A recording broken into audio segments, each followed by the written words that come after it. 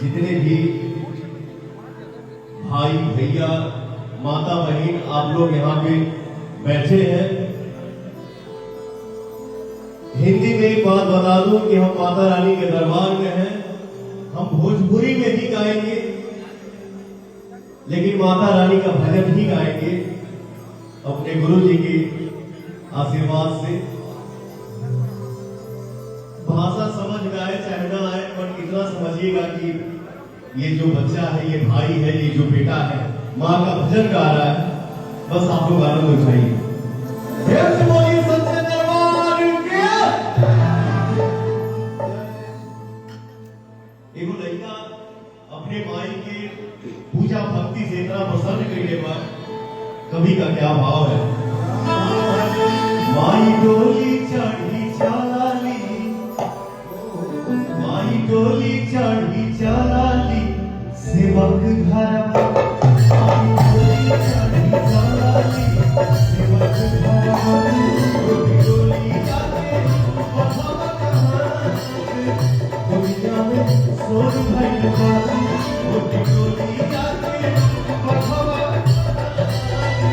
दुनिया में सोर भइल बा, माई डोली चढ़ी चालाली, सेवक घरवा, माई डोली चढ़ी चालाली, सेवक घरवा।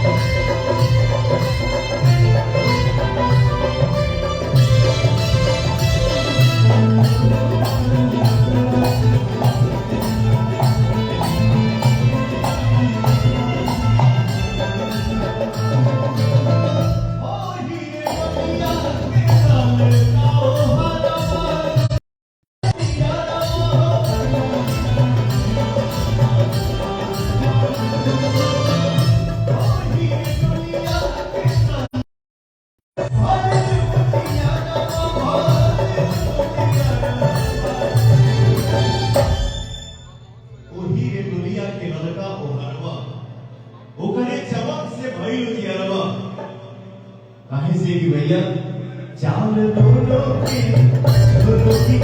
चलेला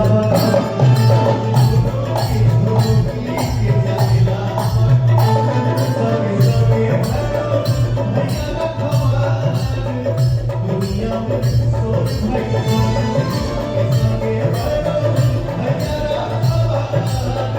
दुनिया में सोच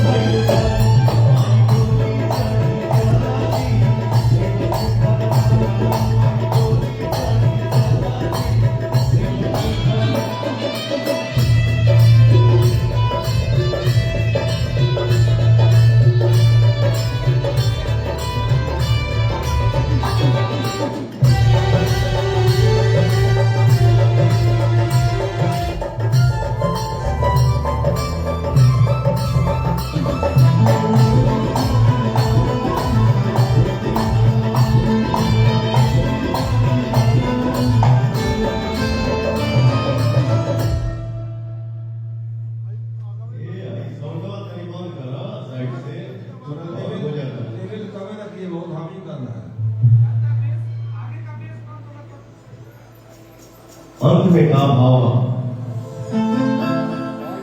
अचरज में पड़ल मारे देखी सब देवता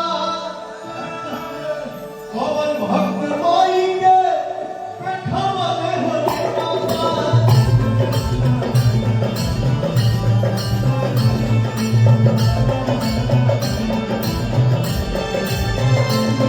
अचरज में पड़ल मारे देखी सब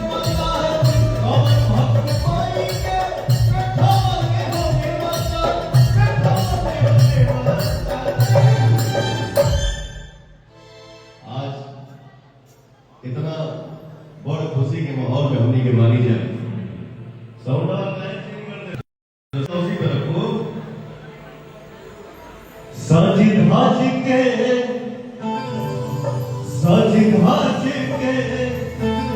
चलली माई, सज धज के चलली माई बेटा घरवा आके भूखरता कहीं पे इंतजार दुनिया में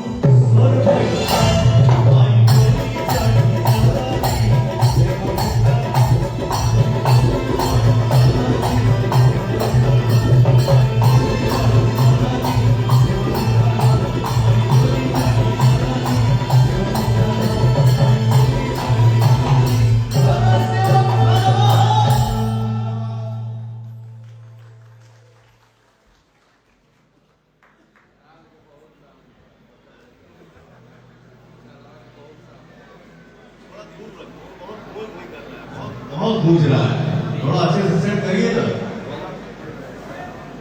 हाँ बहुत अच्छा, साफ सुथरा मिला दीजिए। हेलो, थोड़ा बढ़ा के रखिए इसका लेवल।